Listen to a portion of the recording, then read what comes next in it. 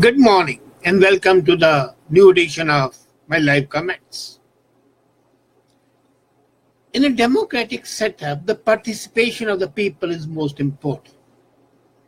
It is expected that the people of reasonable capability would cast their votes to elect their representatives who shall make rules for them to live by in an milieu which is conducive to the growth, peace, and ultimate happiness. But does it happen so? In every democratic country, there are two questions that are always troubling the people and the society as a whole. The first question is, are the elected representatives really the representatives?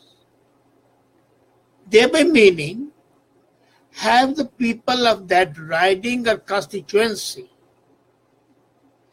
been present in sufficient numbers to cast their votes in a fair and free manner? These are the two most important things, or rather three. The first is a fairly large number representing the riding of the constituency. B, the election is free, fair, no undue favor, no economic inducements, no blackmailing. And we find that more often than not, it's not there. The election ordinarily are conducted and the people are complacent.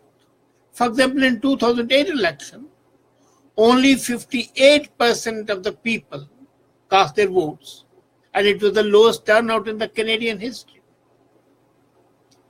That is why in Australia, they have made it obligatory, it's compulsory. You are sent to jail if you don't cast your vote. Now, you can make a law to make people vote, go to the polling station and make them vote. But are the people sufficiently mature and educated enough? As far as education is concerned, we cannot lay down any minimal age because every adult should be allowed to vote. Now the question comes, who is an adult? There was a time when the voting was permitted only to the people above 25 years of age. Then it was reduced to 21 years of age. And then it was reduced to 18 years of age. In some countries, it has been reduced to 16 years of age. And we find that the election body here in Canada has proposed to the government that the voting age in Canada be lowered. Should that be lowered? There's an ND MP, Don Davis, in Vancouver. He introduced a private member bill on January 28 to amend the Canada Election Act. This act has a clause in Article 3 which says that to be of voting age, a Canadian has to be minimum 18 years old. Now the election body and some have been wanting to reduce the age further to 16. And their plea is very simple. A, if the consent of marriage is valid at the age of 16, that means the man is sufficiently capable, when I say man, I mean a man or a woman, to take a decision how to be governed. So, the minimum age should be 18. As a matter of fact, the push to the idea came at the federal level from the last Pan-Canadian Forum, which was held in 2015 and identified key priorities, and it was decided that one of the priorities should be to lower the age. Now, they have advanced 4 reasons for lowering the age, and I find that none of them has sufficient strength to be deemed that the lower age should be there. They say that because less number of people vote for it, so if the people having the age of 16 to 18, that group starts voting, the percentage of the people voting would go up. Now, this is a very trite and hackneyed argument which has no meaning. Imagine Argentina, Austria, Brazil, Ecuador, Nicaragua. In all these countries, the minimum age is 16. And we have been told that but for Brazil and Austria, the voting is much lower. At times, it's only 30%. In Canada, with 18%, it was much higher. In India, it's 21%, and the voting was 78% recently. So, it's quite possible that some people might come to vote, thinking it to be a part of fun. Some would be serious enough, but some might take it as a holiday and not do anything at all. As a matter of fact, there is no guarantee that the numbers will transfer in reality. It's a conjecture. But if we look at the word voting pattern, we find that the percentage of the people who go and cast their vote did not increase appreciably, percentage-wise, when the voting age was lowered from 21 to 18. What really happens is that first time when they are allowed to vote, there is a certain enthusiasm, there is a certain zest, and there is a certain sense of responsibility or participation. And when you have voted for the first time, then a spirit of ennui, boredom sets in. And after a couple of times you say, well, my vote is not going to matter. What difference does it make whether I go to vote or not? This candidate is going to win. If I go and vote for this candidate, it's going to be surplus. If I vote for the Y candidate, he's going to lose, so I vote for him, even though I might like his policies. So in both cases, the vote of one individual may not matter according to that person, not saying according to the polity as a whole. So people would vote for the first time and the second time, and in a spirit of adventure. You give a child a new play toy, and he'll keep on playing with that. Any new plaything is good. So here are these teenagers who would take it as a new excitement, but excitement wears away until and unless there's a recognition that there is a responsibility involved in voting. The decline in voter turnout in Canada is due to lower participation at all levels. Percentage-wise, if you compare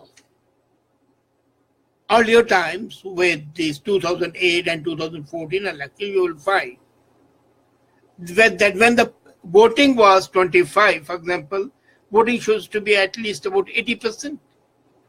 And as you kept on reducing the age, the percentage didn't increase appreciably. Rather, in many cases, it decreased. So this plea that more people would vote, it would encourage voters, higher voter output and turnout, is not acceptable or plausible. It's not credible. The second they say is they would adopt the habit of voting. And this is again not valid. When you vote at your first election, you are eligible. There's a likelihood, as I said, you would vote. Now here, the proponents say that once you vote, it becomes your habit to vote. It doesn't. Once you vote, it can tend to deflate your enthusiasm as well. You go there and you find that your vote has practically no meaning. And then you see what the elected representatives do in the parliament. They follow the party dictates. And the cabinet decides something. Even if they don't agree, they vote for that. That transfers to the voters. And voters at the young age are of an impressionable age. They become discouraged much too quickly. While the adults, seniors, comparatively, seniors in age, might be able to find the subtle nuances and justification for following the party discipline. For the youngsters, it might be just lack of moral fiber, which it is, but then there is a certain system that has to be followed. So that part is again not acceptable. It is not likely. A study was conducted by John Pamet in Political Science Department in University of Toronto, and it found that only 26.6% of the non-voters were likely to vote in the next election. 26.6%. Transfer it to reality. How would it increase the higher turnout? Or how would it inculcate and consolidate the habit of voting? The third is it will enhance the notion of democracy. Come on. People know in a democratic polity that what democracy is. This very plea that if a youngster of the age of 16 is allowed to vote, it will enhance his understanding is not applicable. Another funny argument is given that a 16-year-old is taxed when they work, but they don't have to say how the tax dollars are spent. So there should be no taxation without representation. 16-year-olds are taxed when they earn, and normally they don't earn. Is the dropouts who go in for labor or other labor jobs or sweat jobs. Others don't. So it's a very minuscule who would do it. Secondly, the income of those people is clubbed more often than not with that of the parents till the age of 18. So that's not a valid agreement. What is really actually required is intensive education in civic sense, in civic duty, and the duties and the responsibilities of citizens. We know all the rights. We don't know the duties. We don't know the responsibilities.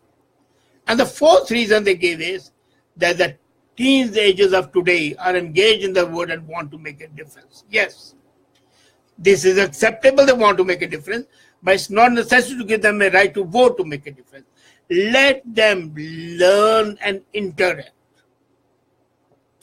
Let them be more creative and enhance the quality of life for themselves and for their futures. That is applicable. As a matter of fact, the plea taken first, that if they are allowed to be married at 16, why not be allowed to be voter assisted? Even that is not a plausible reason. For one simple reason, that all the psychologists, all the medical people agree without any doubt that marriage age should not be less than 21. These reduction of the marriage age has been more because of the political reasons, social reasons, rather than for strictly medical reasons. And on one side, we say that we should be very, very practical. We should ensure the better quality of life. On the other side, we want to convert these youngsters when they are still at the cusp of their life to be partisans. This is a period, as a matter of fact, the period between 13 to 19 or 20 should be a period of their active understanding. And if you want to expose them, let there be youth parliaments in the schools and the colleges, where they learn to experiment with what franchise is, what democracy is. I have found here that we don't know really how it's going to affect. The experience of the other countries is a clear pointer that lowering the age has never increased the democratic content. We talked of the countries. Do you mean that Argentina is more democratic than Canada or India or England or USA is? Is the life, political life over there better? There have been more dictators there than in these countries. Age is important, but that age should be when you are emotionally and mentally mature. 16, you may be even mentally mature, maybe more than others, but emotionally you are not. This is not the time to have a disruption in your emotional life.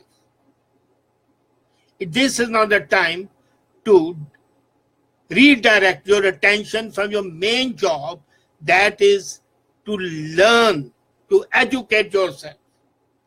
I'm not talking about getting a degree. I'm saying educate yourself for life. And as a matter of fact, even 18 was too young age. But even I advocated that, because 18 you are mentally and physically able to take all the decisions. All the psychologists, all the medical science points to the fact that at 18 you are a full mature person. Though the diehards still want 21, but 18 is a fair compromise. 16 is definitely not. It has an appeal to the youth and to the teenagers that they are voting. It can enhance the political capital of the party, but it's not in national interest. And it's not in the interest of the people who are going to be sought to be voters. It is in fact an indirect exploitation and misdirection of their capabilities and their talents, their exploitation which does no one any good.